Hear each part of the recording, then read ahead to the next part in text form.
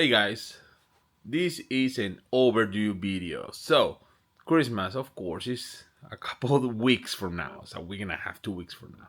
But everyone is doing ornaments, no kind of ornaments, wood ornaments and everything. So, I decided to do something different for an ornament. Boop. Let me show you this. So, this is an Xtool glitter acrylic. And what I have here is a 15 gauge, I believe, brass that I cut to make this little guy. Now I'm making it in this side because I didn't found a bigger roll of the sheet that I was wanting to use. But let's do this one on the F1 Ultra. And as always, you will find this file in the description below. Let's do it. Okay, these are the tools that we need. First of all, we need this is brass. And you can buy this on Amazon, so I will put the description, the link for you guys. And this is great if you want to do like earrings, inlay letters on wood and stuff like that, necklaces. This is awesome. I use one of these little tools for basically weeding, but these one are the ones from Harbor Freight. These are super sharp on the tip, so these help me to push the edges because not all the time the metal came out super easy. Some pliers to grab some little pieces and pull them out. So this is actually quite of a slow process. You gotta be a little bit patient. And I have pre-cuts of these circles with my S1, so I want to use one of those, but I'll put the settings that I use on my S1 as well for you guys. So, and a pair of scissors. So this is thin enough that can be cut with some cheapo scissors. Okay, so the first part of my process was to know how much I'm going to cut. So you put it like this, and I'm sorry, I'm using my hands to hold the camera. You put it like this, you will know the size that you are going to cut. And I always recommend to leave a little bit extra on the side, same on this side, so you can hold this on your F1 Ultra. If you don't leave a side, it's going to be really hard for you to hold it. So what I'm gonna do is, that's where it is right now, so I'm gonna cut in here.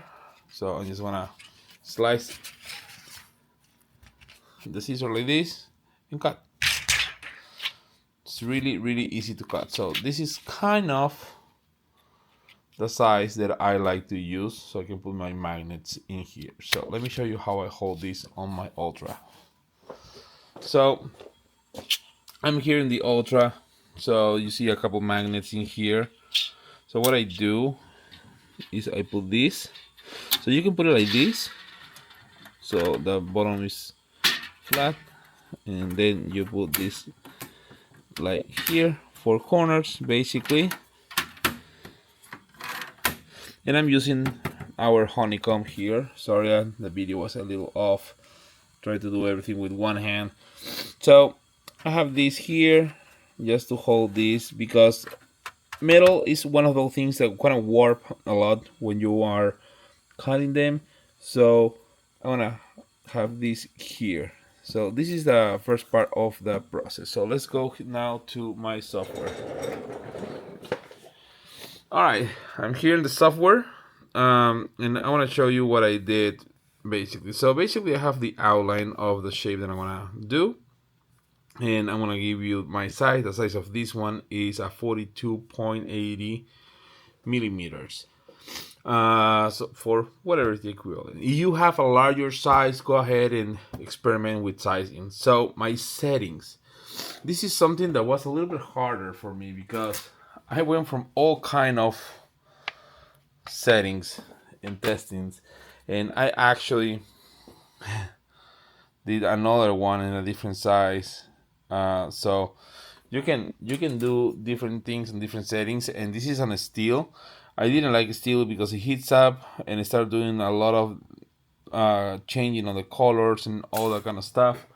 So then I grabbed my torch and I torch everything to make it look more rustic, but I want to make it look more elegant, so that's what I changed for brass.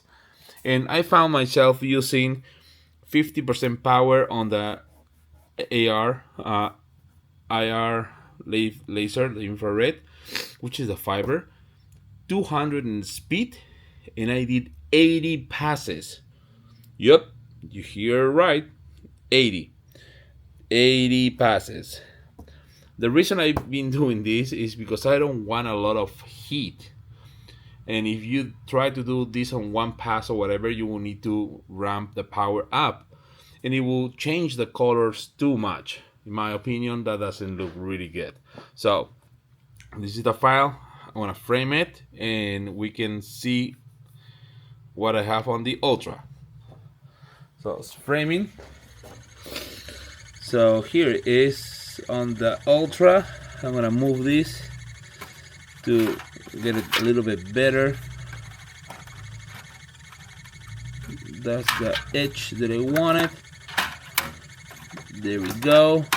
And here we go. And I'm gonna move my magnets as close as I can to the edge of my item. The reason being is when this starts heating up a little bit, it will warp. So if I can hold this as close as possible, it's going to be a lot better for me to not have that kind of an off focus problem. Alright, what I'm going to do now is going to put the camera here. I'm going to change the angle. I'm going to close this. The camera is kind of in the middle of my area. There we go. And I'm going to zoom in now for you guys. So this is going to take a little bit, but not too much, so let's do it.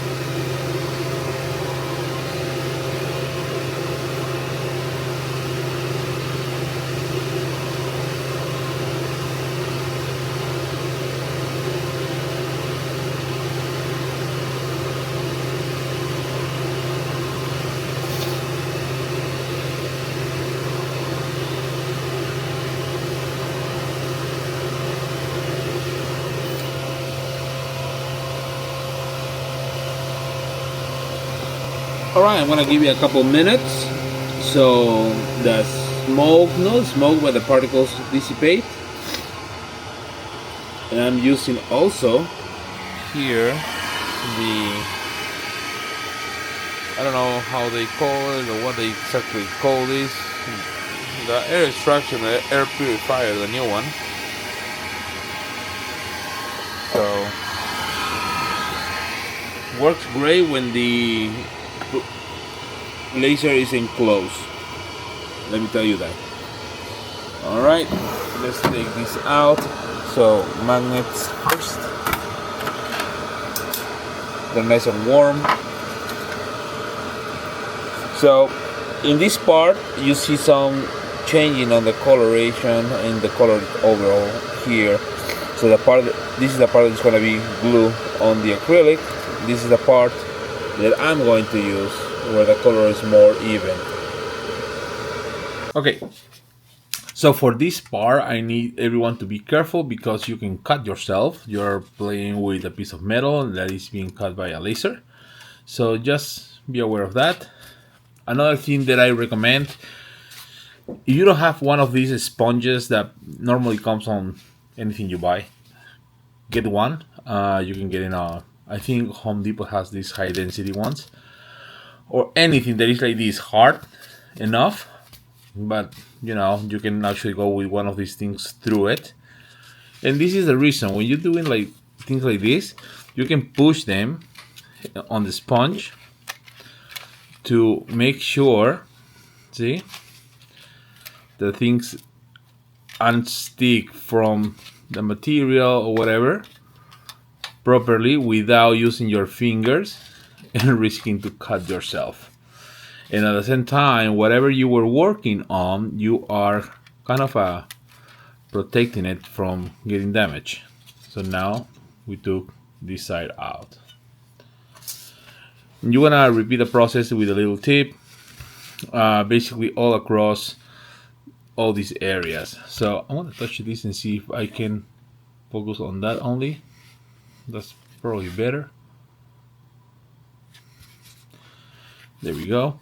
So I want to start on the back because if I leave marks of this on the back, I don't care much. You see all the brown parts, they're not really pretty. So you want to start pushing this. So this is patience, okay? Don't rush it because I rushed it multiple times already and didn't work very well. I was like looking for what is my right settings. And if you're like me, you wear glasses to read or something, wear them. Don't be Daniel that is not wearing his glasses and he's like, well, I can barely see. And the reason being is I don't know where I left my glasses. See, and this is how you take the parts.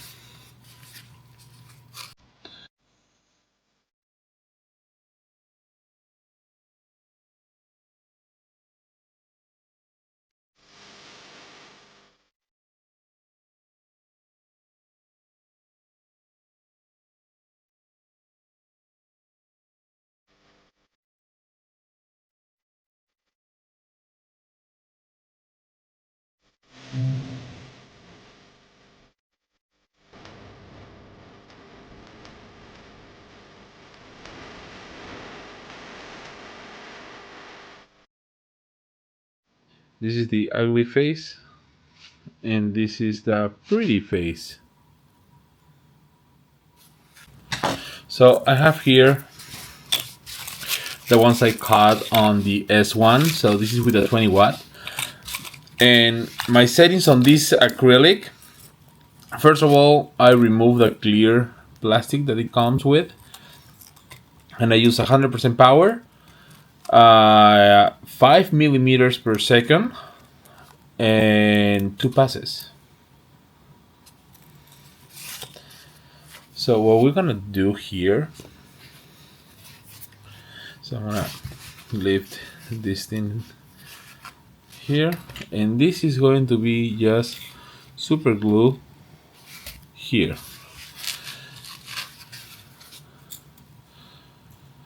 So the way I super glue this is actually interesting because it's a little hard to really go through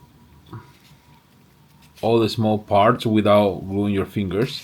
So what I do is I just try to find the ones that are a little bit off in the area, and basically just go with the critical areas. That's all I try.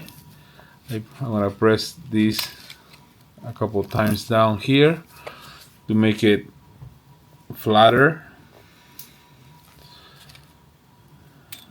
That helps on align all these different parts so they look a little more flat.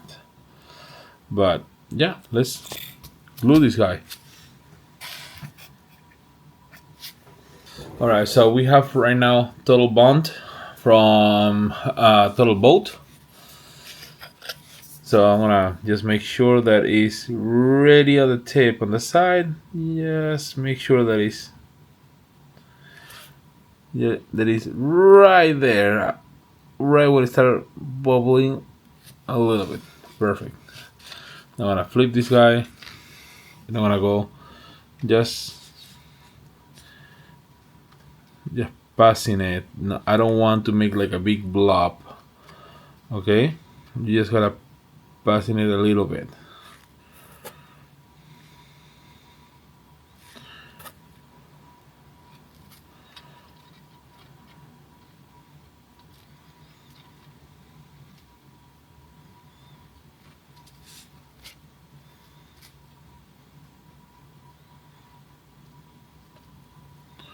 That's too much there.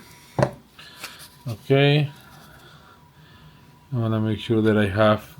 Important part for me is where you put the little hole here. It's too much. Clean that tip. There we go. That's an important part in my book. Now that I have this, you gotta be quick because it will dry out. So you put it there and you press it a couple of times to make sure that it doesn't stick on your fingers.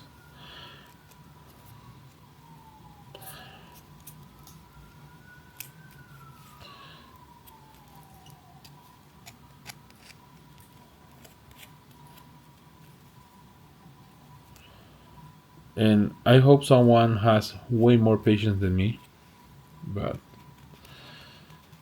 I don't see myself making thousands of these, but I can make 100. If I have all cut, I can make 100 to sell them. And let me tell you one thing: you can put a name under these. You can engrave a name. You can put a year. I mean, not all the ornaments needs to be huge. So there you guys have it. It's a fun little project, quite easy to make. It's really actually elegant, really pretty. And since everyone is trying to make metal inlays and all this kind of stuff with the F1 Ultra, I figured to give you guys a little bit of an idea what you can do with it. I will put on the descriptions the link for this little roll. I've been using these in some small projects. They're great if you're doing a necklace, you're doing earrings and things like that. So settings, remember I did for the brass, for this specific brass, I did 50% power, 200 millimeters per second, and I did 80 passes. So just on cut using the fiber option on your F1 Ultra. And for the acrylic, this is semi-translucent and it's really pretty. This is from Xtool. This is Xtool Acrylic, okay? So this acrylic was on the S120 watt and I did 5 millimeters per second, 100% power, 2 passes. So as always, guys, the file is going to be below in the descriptions. If you like the video, give us a thumbs up, subscribe, share the love, share the channel with your friends, and fire the laser.